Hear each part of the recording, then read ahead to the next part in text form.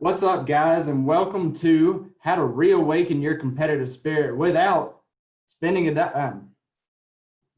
Without spending how much? Without spending a dime, I can tell you that. Oh, okay. I was going to say a penny. Well, all right, Brent's tried it. So anyway, the purpose of this masterclass is to help you create a game plan for life after sports. So real quick, who are we talking to here? We're talking to people who have found themselves in the game of life after sports, and you might be experiencing some issues with your health. Things aren't so great with your relationships. Other things could be affected right now. And it really comes down to you don't have a solid game plan that's going to work for you for where you are in your life right now. And Brent and I were just having a conversation about this, and we're going to get into the middle of here about how everybody goes through seasons of their life and how you address each one of those. So like I said, the purpose of this masterclass is to help you create a game plan for where you are in the game of life after sports. So I'm Marty. This is Brent. What's up, Brent? What's going on, Marty? So, we're cutting this masterclass. That's what's going on. We are. Yeah. And what we're going to do here is we want to give you guys a little bit of a backstory. So I've been out of, competing in sports for the past 4 years or so. Brent, how long has it been for you? Oh, man. I've been out of football since 1995 is when I played my last snap in college. And then I played, That's 25 years, right? I don't know, but I stopped counting after 10. I'm not great at math, but yeah, I'm not going there. A lot too many dings to the head. But yeah, I'm about 25 years removed from collegiate football. I'm an old man now. So obviously we are at two different points in our life right here, but that's what makes what we're doing so beautiful and coming together about this. So Brent, could you tell us a little bit of a backstory about how you got into what it is that you do, what you're passionate about, and how that translates to what we're doing here? Yeah, I'll try to keep it as brief as I can, but I could ramble on and on and on as well as you could.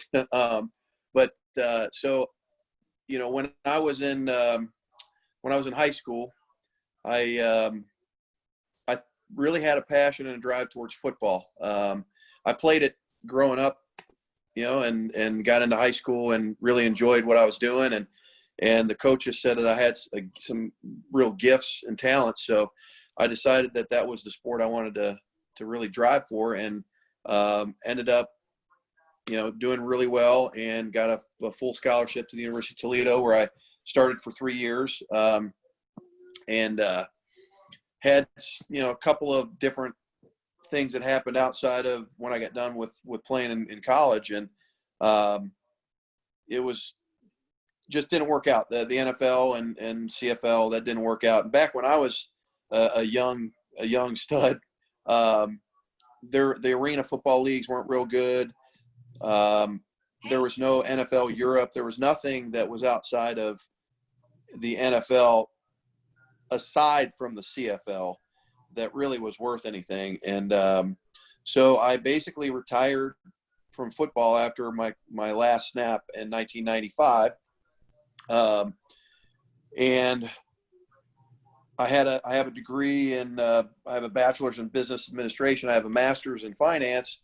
And so I thought the business route was the way I wanted to go, and started getting into banking and financial analysis, and found that was not the right path, and ended up kind of stumbling my way into training and strength and conditioning. And I've always had a passion for it ever since I was 12, and decided that it was the time to make that transition in my adult life. So ended up getting a certification, started working at a big box gym, and decided that I needed to use my business smarts as well. And I started my own personal training business, where I was an independent contractor at a studio, at a local studio in Illinois, and where I was, and had some very good success. Trained a lot of people. Ended up in corporate wellness, a little bit of corporate wellness. Went back to my business roots,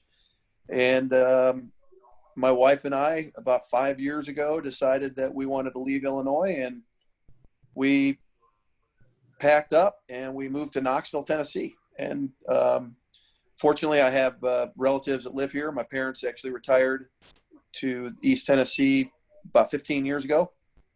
And so I was able to start up at a local wellness center where they lived. It's in a big retirement community, and had a lot of success there. And a couple of years after I started there, I started my own brick and mortar, and been there ever since. So kind of the short of the long of it. Yeah. That's basically how I got from point A to point B. So, so we're here today, and I'll pick up sort of where you left off. So after sports is over, whenever that happens to you, it's like one day you wake up and you sort of realize that all the structure and protocols that were in place sometimes slowly over time get, replaced by habits that don't suit you as well. Yeah. So whenever I grew up playing high school baseball, and that was something I enjoyed. I also took traditional martial arts, and I was also in the band. So I was like this weird combination of band kid and athlete and martial artist that nobody could really understand. So I was just always like my own person. But sports really gave me that chance and the opportunity to be a team player. And as soon as that was over and the structure of sports was gone, that sort of fell off, and I forgot, I forgot to do things like take care of myself physically. I forgot how to be a good teammate. I let myself slip down like some destructive patterns, the alcohol, the different things like that can sneak up and get you. And before I knew it, I had my dream, or one of my dreams. It's hard to pinpoint one. It always has been. But one of my dreams was to, play bass guitar in a heavy metal band and tour the world once upon a time. And my backup plan was, if the worst case scenario happens, I'll just teach music. And that's exactly what happened. It was because, and I was like, that's the worst case scenario. And I found myself, whenever I got there, in a life that I realized that I had settled for. And as a result, I picked up 100 pounds of weight, and I was in terrible, rough shape. And then I got back into watching UFC and started watching people and athletes that were actively competing, putting their health on the line to even compete, and sort of looking at myself like, hey man, what are you doing with yourself? What did you let yourself become? So it was after that I really got back into it, and I was able to train, compete, and coach some professional mixed martial artists along the way. And that's sort of, one of the passions is just the game of mixed martial arts itself. And I think that's really the big point to all of this is, like, in order to stay competitive in a healthy way, you have to keep playing the game. So just to give you a little backstory real quick before we dive deep into this today, is how we came up with this program. So Brent and I have been working together for the past at least 6 months now. And we bounced a lot of ideas back and forth off of each other. We come up with this, that, and the other. And the other day we were just kind of like, man, you know what if we just spit it out? What if we just put it out there and we give our biggest takeaways from what we've been looking on, and let's see who we can help. So that's exactly what we're doing here today. And this is what we're going to cover over the next few times that we do this. At the time of recording this, we're recording this one at a time over a 6-week period, I think 5 or 6. We're going to be recording these one by one, and round 1 is going to be how to create your game plan from the ground up. Round 2, the second video is going to be how to simplify your fitness and nutrition for where you are right now. Round 3 is going to be how to build an unbreakable mindset. Round number 4 is redefining your why. And number 5 is how to find the team that moves you forward faster, and a whole lot more. But today we're getting right into it. Round number 1, how to create your game plan from the ground up. So Brent, why do you think creating a game plan sets you up for success so much? Well, ding, ding, round 1. Right. We're going. I told you. Right. Well, I think, the listeners and the viewers all were former athletes as well as you and I were. And every time we stepped on a field, whether or a ring, the octagon, court, whatever it was, the coaches and the players, we had a game plan. We went in there with a plan. Now, like Mike Tyson said years and years ago, everyone's got a plan until they get hit in the face. So, we had the blueprints, but things change on the fly. So we had to change and morph along with it. But as far as,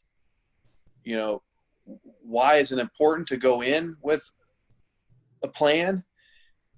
It's to have a plan, to know where you're going. We need to figure out where we are now, where we're going, and how to get there. Things will change, the obstacles will change, but as far as the direction that we're heading, we're always going that way.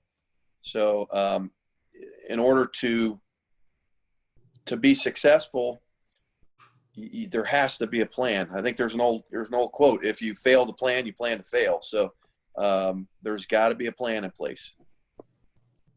Exactly. And I can speak firsthand that everybody has a plan until they get punched in the face. My first fight, my first fight, like I came out, I landed a beautiful body kick against this dude. He fired back with an old 1-2, and my vision tripled, and I had blood running into my eye the rest of the fight. Talk about a change of plans. Like I had to changing plans real quick. Had to discover some things about myself and move the plans around in my head real quick whenever that happened. But you hit the nail right on the head. It's like, this is all about having the freedom and the energy to adapt and evolve and move as necessary to be 100% in control of your life as much as possible. And the sad truth is, none of us are 100% in control of the outcome.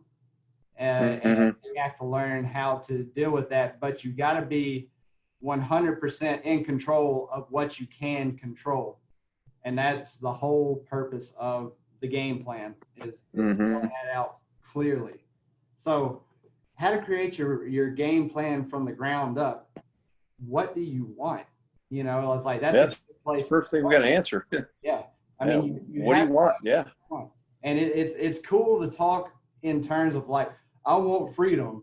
I want health. I want, all these other things, but that's so vague. It's as good as saying, it's like, and who hasn't said this before? Man, I just want to be happy. It's like, that's so vague. It doesn't work. Like, you can say you want to be happy, but unless you can define what happiness is, you're never going to get there. Right. So, right. I like to think of it, if we're talking about the whole game of life, it's pretty much made up of 3 mini games. It's like, if you ever decide what you want, it's one of these 3 things. You either want more health, you either want more wealth or resources, or you want better, deeper relationships. 1, 2, or 3. So, Brent, tossing it over to you. What is it that you're looking for right now in this stage of your life? Yeah, specifically, and Marty, you and I were talking earlier again, you had mentioned this about the different seasons in life. And I think the older you get, the more you think about the end of your career. I'm approaching 50, and so my vision is less about going uphill and more about going downhill. And how do I get downhill without without running too fast and jumping over my skis and falling. So, so specifically, what I want would be independence to where, you know, in 10 or 12 years, my wife and I can jump in a RV or jump in a, you know, a truck pulling a camper, and, or, you know, move to Costa Rica or Roatan and be able to fulfill our dreams as far as financially. I've always been in tune with my health. So, you know, that is important to me as well.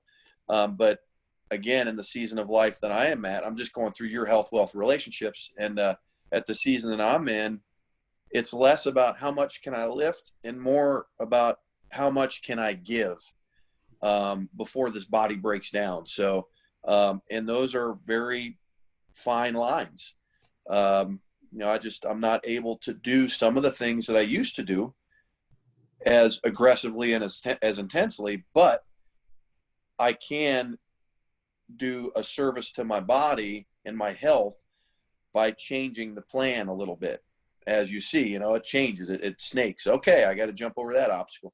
And as far as relationships, you know, my children, I have one going to college this coming year, and I have another one that's going to be a sophomore in high school. So, you know, for relationships, of course, my wife and I, as we get older, we want to, you know, have a better relationship. But at this season in my life, it's about watching the kids grow and you know, have them be good good citizens and mothers and wives and, you know, business people. So that's the kind of season that I'm in my life, is what I want. I got you. And one thing I would just like to point out, just in the sense of like, if you're creating your game plan right now, is like, these questions that we're going over right now, these are things that you should probably take a week to meditate on, like at least a week, because Yeah. it's not going to be an easy answer. And if you're anything like me, you might wake up one day and you're like, it's all about health or lean body mass today, and then all of a sudden the next day you wake up, it's like, it's like, I need to be a better husband, need to do this, that, or the other, et cetera, et cetera. So it could revolve for a little bit, but more than likely, the more you talk about it, you're going to find one longer term overarching. Exactly. Yeah. You know? Yeah. I think, you know, I think a lot of people get stuck in this kind of never ending cycle because a lot of folks have very superficial things that they want to accomplish, and that's great. But when you accomplish those, it may take you a year, it may take you a couple of years, it may take you a week. Losing body fat, for instance, yeah, you're going to look lean, you're going to feel great and it may take you 12 to 16 weeks to get to your ultimate satisfactory goal. But what do you do the next 6 months? What do you do the next year? What do you do the next 5 years? So I think it's a very, this is a thinking thing. I mean, like you said, this isn't something overnight. You have to really think about where your life is and where do you want to go? What do you want to accomplish? And that reminds me, you know, like I believe it's gotten better over time, but I feel like because I let my health go the way it did, and being 100 pounds overweight, being that unhealthy, like it was a traumatizing experience, and it's definitely trended downward and healed over time. But I tend to really feel like, oh, if I let my health go, it's like my whole world's going to end, just because I've been there before. Right. You've been there, done that. But also at the same time. You got the shirt and hat. Yeah. Oh, you like it? Been there, done that. Yeah. But also at the same time, I know that I was the person that was like, as being 100 pounds overweight, I was like, whenever I drop 100 pounds, then I'll finally be a good person. Then I'll finally be multiple or something else. And this is like entirely different conversation that would probably take an entirely different video to do. But the point is the same. It's like I got to the end of the road of what I thought a 100-pound weight loss would give me, and then realized it's like, okay, it's time to make a new plan. It's time to decide Right. Yeah. a new, what is the next step. So Right. these are these things that never change, that are evergreen throughout the entire game of life. Mm-hmm. Mm-hmm. So, Yep. So that's step number one, is figuring out what do you want. Yeah. Any thoughts on that before we move on? I think we touched upon everything, you know, and I was going to add to your 100-pound weight loss. So as a fitness professional and a health professional, that wouldn't be superficial. That is that's a health risk. Right. You know, leaning out, you know, losing, if you're 15% body fat and you want to get down to 6, I mean, that's, to me, a superficial goal. Right. Is it worth it? Absolutely, it's worth it. But it doesn't sustain. You don't sustain that. But 100 pounds of body weight loss, that changes a lot of your health parameters, your numbers, your ability to move, your ability to live. So yeah, that's the only thing I would have to add. I mean, it's just, you got to figure out what it is that you're striving for. And it could be short term, it could be long term, but if it's a health issue surrounding it, then that's probably going to be more of a short term. Now, when I say short term, it could be, I'm talking about a year or less, typically. Yeah. You know, long term is, of course, you know, better than that. Right. So, yep. So that moves us into the next part of this. Once you've identified what it is that you want, you gotta have a why. You know, it's like you Right. gotta have a very strong why. So if you really want something, you must be willing to bite down on the mouthpiece, bring the hands up, and put the chin down and fight for it. So the next question becomes, it's like, what are you fighting for? You right. may, What is it? Mm-hmm. may want these health goals. You may want these, resource goals, whether the resource itself be more time, more money, more energy even, or if you want to deepen your closest relationships, there's always a why. And it's even more digging down in there. So, I guess, Brent, for where you are right now, it's like, what are you fighting for? What's your why? You know, and this kind of tags along with what my plan was, but what's my why is really being able to have the longevity. It's the season that I'm in. Again, I'm approaching 50. I expect to live another 50 years. So that is my why, like accomplishing a relationship with my wife that impacts other individuals getting married and other individuals that are, you know, maybe have been married less than us, is, you know, having that, we've been married for 50 or 60 years. Having people ask, how did you do that? Watching my kids grow up into decent human beings and successful in whatever career path they choose. For me personally, it's about keeping my health. That's really, really important to me. And again, the old saying is, I can't recall who said it. You'll probably know, but your health is your wealth, basically. So if you're not healthy, nothing else matters. So that's kind of where I am in my season, is the health is a definite priority. And that's my A, that's one. And 1A would be, of course, building up the financial ability to be able to do what I want, when I want, how I want to do it, and just be free. And both my wife and I, yeah.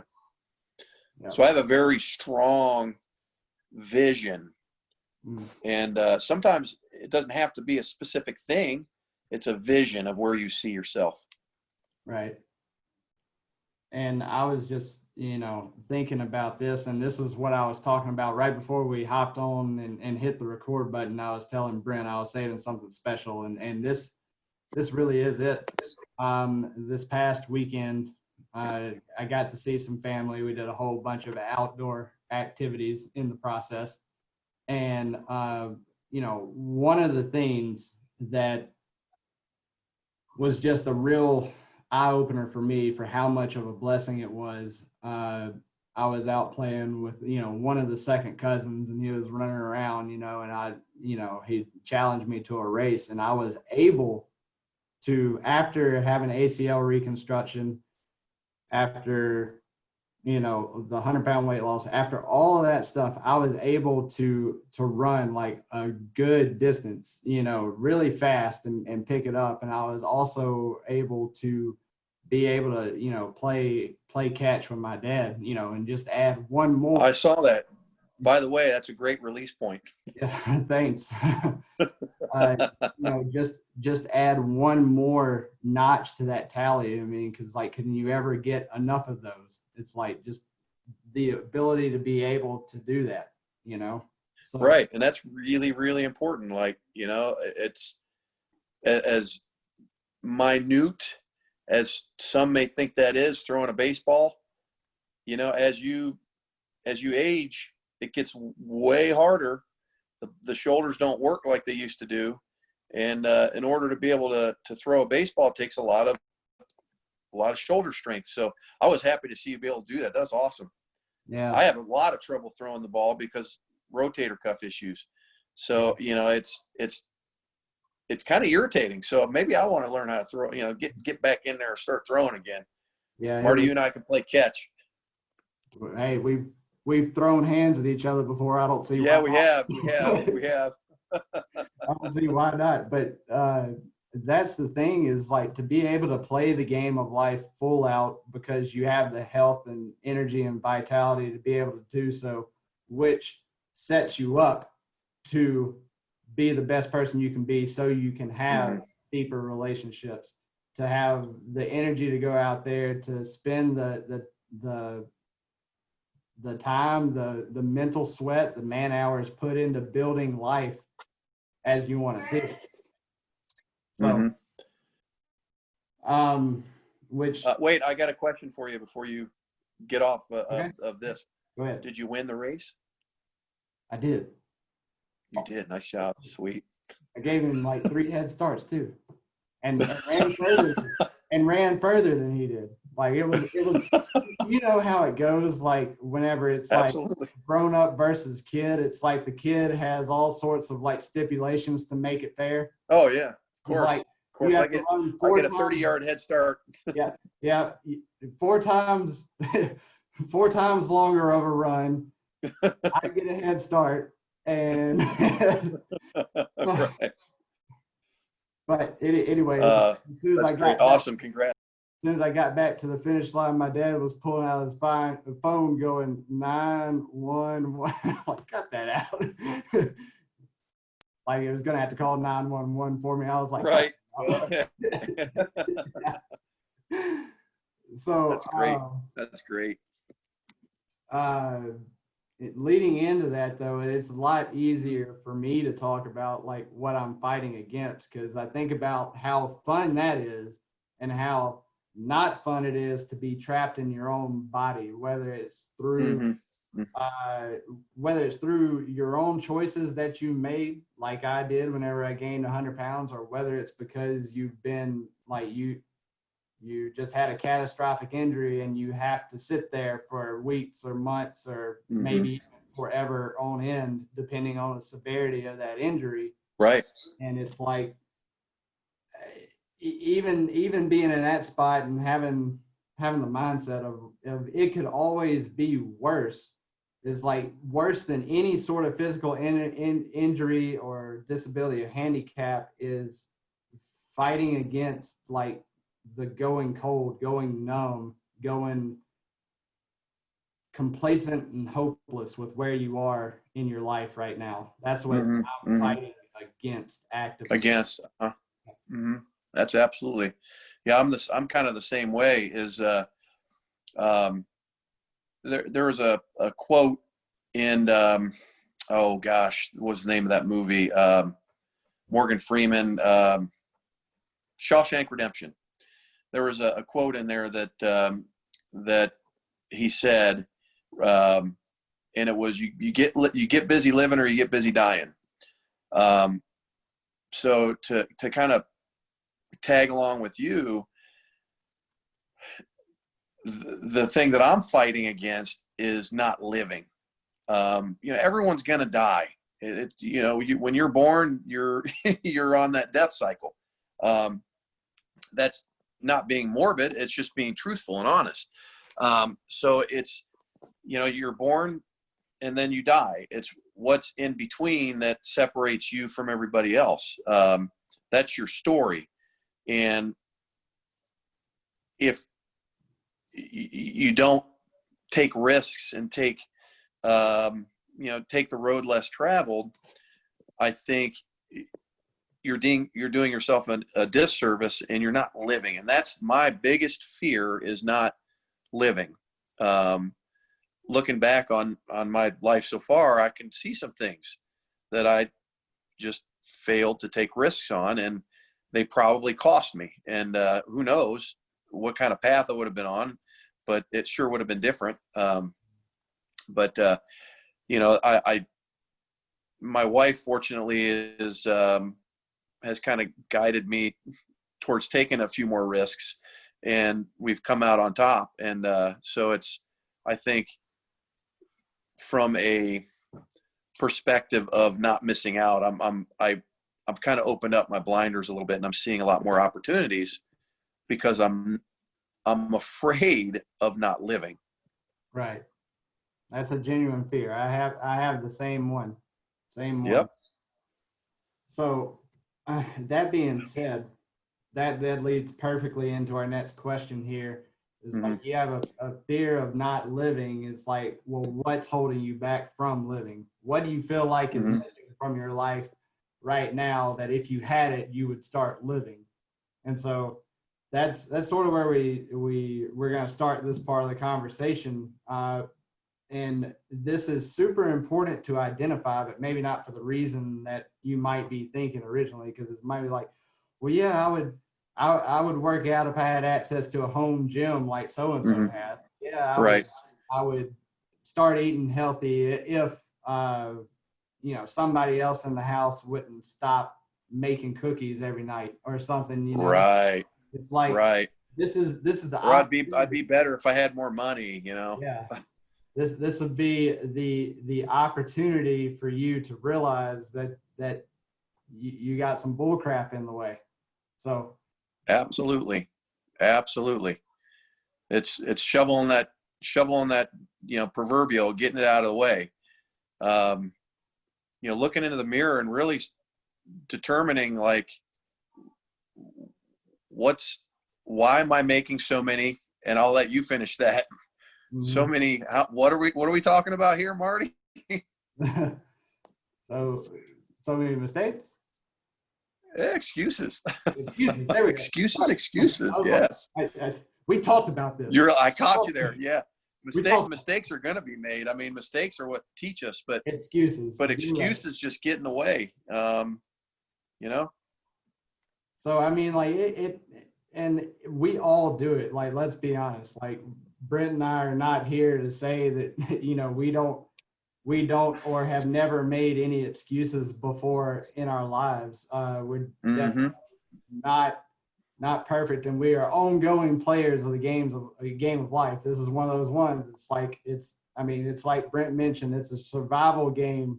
The game of life is a survival game. It's like round after round after round of fighting off that together. And it's like, you keep playing until you're dead. That's how it goes. Yep. along the way, we've probably had an excuse or two, but there's always a question. There's always a question that you can ask that will take your mind off of it, because how easy is it to spot a problem? It's like somebody is like, problem. It's like, Oh yeah. It's like, yeah. The problem is a lot of people are like, this is a problem. This is a problem. This is a problem. This is a problem. And they never get to, well, what can we do about it?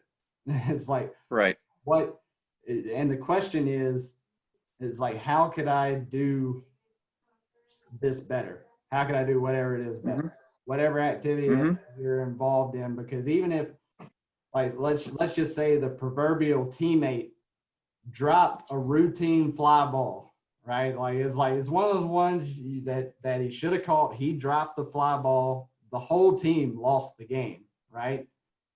We could all sit there and argue and point fingers of, well, if you would have hit in the second inning, or if you hadn't struck, like, you could spend all day doing that kind of stuff.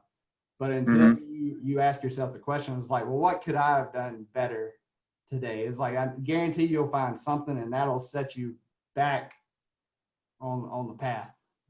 But yeah, absolutely. Totally agreed. There's always something we could have done better or not done to make the solution better.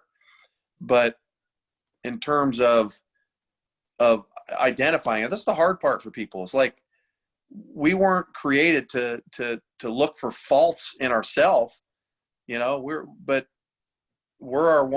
going to be our own worst enemies here. So it's more about, hey, let's take a look in the mirror. And there was a book that I read, Can't Hurt Me, by David Goggins. Great book if anyone wants to read it. But he's got the accountability mirror. Basically, it's you're seeing a reflection of yourself. You got to hold yourself accountable, because no one else is going to hold yourself accountable more than you. So other people don't care. But if you want to get someplace and you're willing to sacrifice for it, that the accountability mirror is a really, really telltale sign of whether you're really trying or not.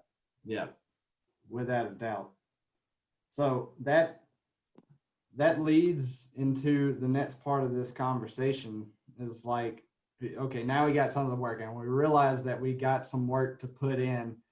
How much time do I spend on my strengths versus how much time do I spend fortifying my weaknesses, is sort of the conversation that I want to have. So we were talking about this before we got on, and we have a slight point of view, but I want to talk about the similarity real quick.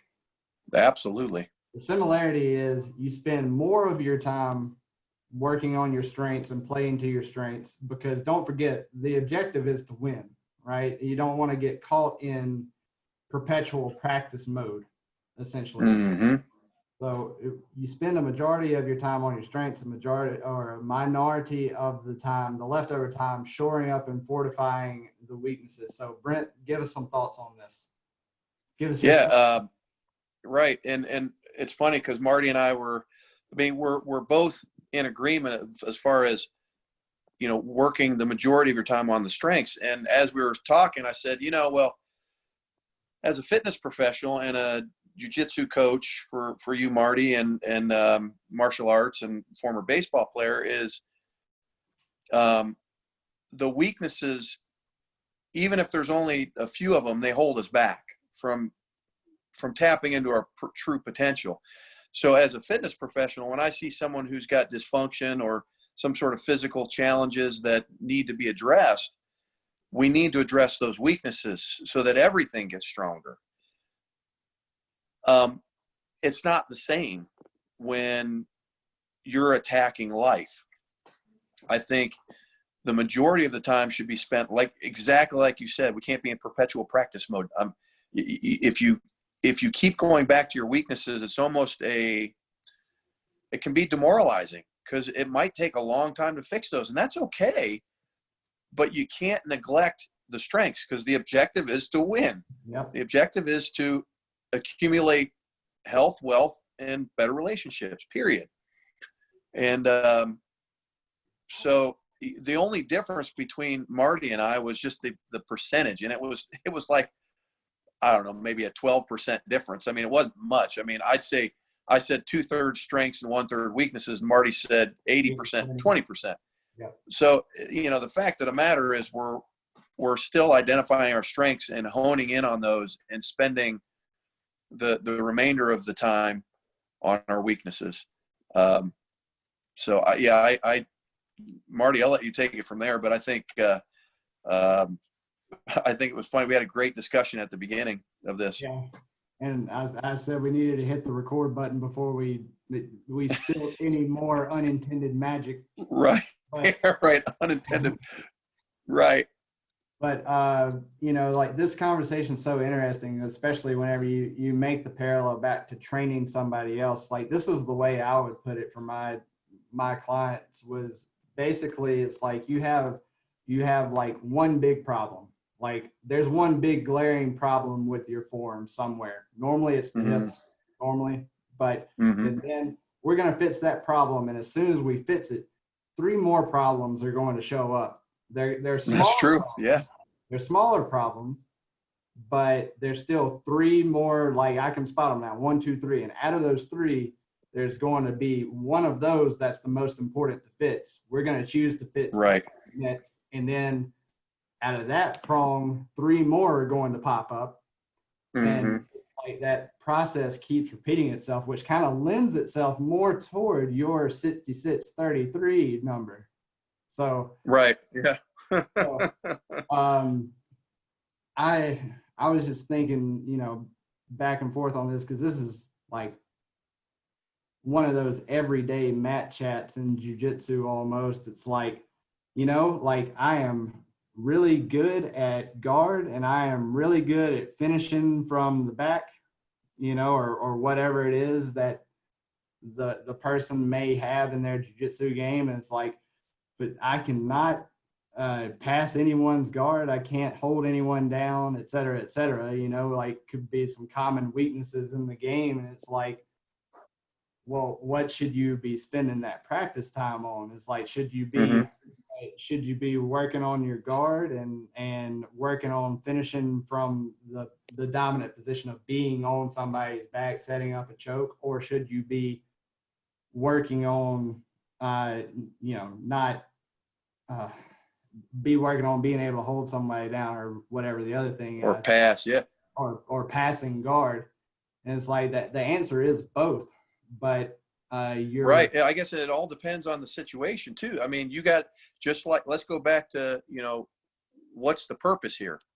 Right. What's the game? Who's the game plan for? So if your game plan is for someone who you need to strengthen your weaknesses for, then by all means, you might spend a little bit more time working on those weaknesses. But, if your opponent really displays things that you think you can utilize your strengths for, why spend the time training those weaknesses at that point? Yeah. And that goes to the season by season approach too. So, where are you in your life? What are you shooting for? Right. What is it that you're trying to attain? And if it means working on your weakness, so going to the health, wealth, relationships, and I'm going to spout off another book. My wife and I were just talking about this, but the 5 love languages. If your spouse or significant other has a love language of acts of service, and your weakness is acts of service, you better damn well get better at acts of service, or you're headed for a pretty bad sale there. Vice versa, if you're really good at acts of service and your spouse is acts of service, then get better at it. Use your strengths. So I think it's really dependent on the situation too. Yeah, it's very dependent on, again, like, what season are you in, or are we even in season? Because it's like, how you train in football for the off season. You're spending a whole lot of time getting stronger, probably working on weaknesses, and the closer you get to season, the more it starts to transition from that to technique, and then it's like, all right, now let's like now right. So and that cycle repeats. over and over again. It repeats perpetually. I mean, there's always, like you said, there's always going to be some offshoots of your weaknesses, and that's actually a good thing. Yeah. And I got this concept from 4-time MMA trainer of the year, Mike Dolce. He's who I got my nutrition certification underneath.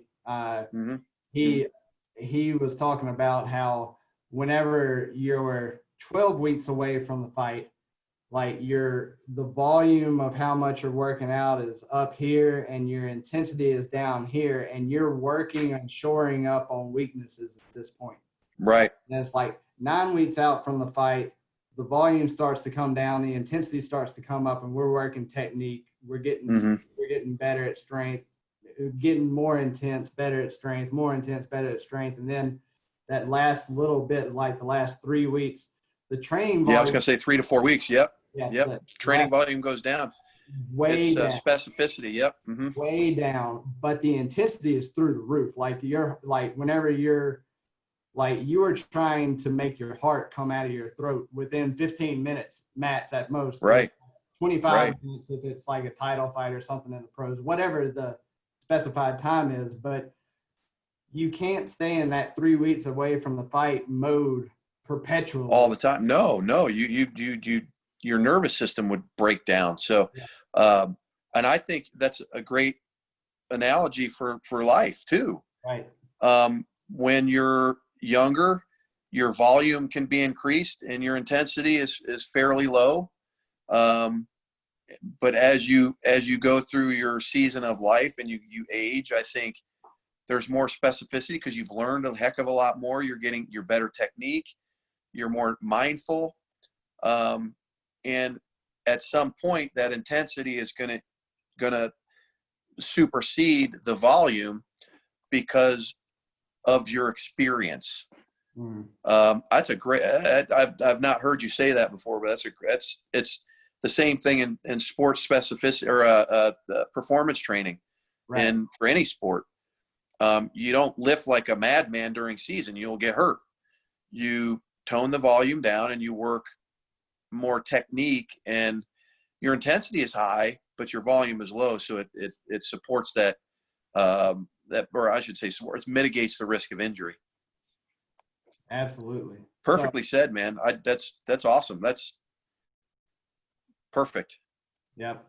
So to wrap this up and put a bow on it, pretty much, this is the exact reason why it's so important that you keep a game plan and you keep adapting and evolving it consistently. Is it something that you'll have to write down every day? Some things might be. Sometimes you'll have to do a midterm, long-term, longer-term game plan just so you know what you're aiming at. But always, just to recap real quick what we've gone over today, you have to identify what it is that you actually want, and that is always going to be either health, wealth, or relationships is what you want. You got to know what you're fighting for. You got to know what you're fighting against. You got to shine a light on what you think is holding you back or what you think is missing, and realize there is something that you can do to change the situation. And right. You have to spend time working on your strengths. You have to spend time working on your weaknesses. And the more, like, you heard how just off the rails we went off with this variable and that variable and training volume. And you're like, they started speaking another language. It's like, but that's exactly what your life does all the time anyway, because you have these specific scenarios, and if this is better than that in this situation, if X, Y, and Z, and it's like, if you're not keeping track, if you're not keeping tabs, you're gonna have a bad time. So right, that's why we keep score, right? Yeah, Marty. Yeah, why there's a scoreboard. Yep. And the scoreboard doesn't necessarily have to be I made X amount of money, or my body fat is X%, or I've had a 50-year marriage. I mean, that's not the scoreboard. That the scoreboard is something deeper than that. Yeah, and it's only very oftentimes, and this is sort of going to a different sort of sport here before we wrap this up. But in the game, Tom Clancy's Rainbow Six Siege, just like there's a scoreboard, just like there is in most scoreboards, you know, but like the scoreboard is not always indicative of the impact that the player actually had on the game. You know, like there's different ways. I won't nerd out and go into specifics on it, but I'm just saying it. But at the same time, you can't do without the scoreboard because you do have to keep track of what actually happened. I would categorize that or make an analogy as far as football. My greatest pastime is you know, the linemen don't get the glory. They don't get all the accolades, but they sure as hell are a part of the game. They make the holes. They block the people to get the running backs and the receivers and the quarterbacks to do their job. So the scoreboard for the team is a win. The running backs and all the star players are going to get written about, but the linemen, I would, you know, in my humble opinion, they're doing most of the work. Without a doubt. So the victory for them might not necessarily be the score. It might be our running back ran for 250 yards. That was them. Our quarterback didn't get sacked all game. Quarterback didn't get sacked. He threw for 500 yards. I mean, you tell me who's doing the work there. Yeah. So, I mean, the quarterback's obviously throwing the ball, and the receivers are catching the ball, but if the linemen miss a block, that ain't happening. I just kind of wanted to bring that up because it made sense at that time. Now here's a little reason to come back at a later time, maybe not the next time, but a later time. But there's a good conversation to be had about sticking to your role when it's a support role, and not getting into that urge of like, I need to be the one that scores, you know, sometimes situationally. Right. Anyway, that's going to do it for today. All right. We're wrapping this up. I'm going to post this to a few places. If you enjoyed this, if you like this, we're doing this for free the very first time. Right. And if you enjoy How long is this going to – it's going to be – we're going to do what, like 5 episodes, right? 5 rounds? Yeah, 5 rounds. Good. We're doing a championship MMA fight right now, 5 rounds. Sweet. Awesome. And they're way more than 5-minute rounds though, right? Yeah, probably. There might be like a 60-minute round. Yeah. I was going to tell the folks out there, you know, stick around for the next one. The next one, we're each round after this, we're going to be getting into a lot of juicy details, and you know, it's something that I believe all y'all need to hear from a different perspective, and take notes, man, or save this video. I mean, share it, whatever is going to help you out to identify your game plan. Yep. Share this with a friend. Yep, and show up next week. Next week we're talking about how to simplify your fitness and nutrition for where you are right now. So that's going to be some. That's a hot and heavy topic right there. That's hot and heavy. Yep. All right. So, I'm out of here. Cool, man. Brent's out of here. Thanks, Marty. See y'all. See you, bud.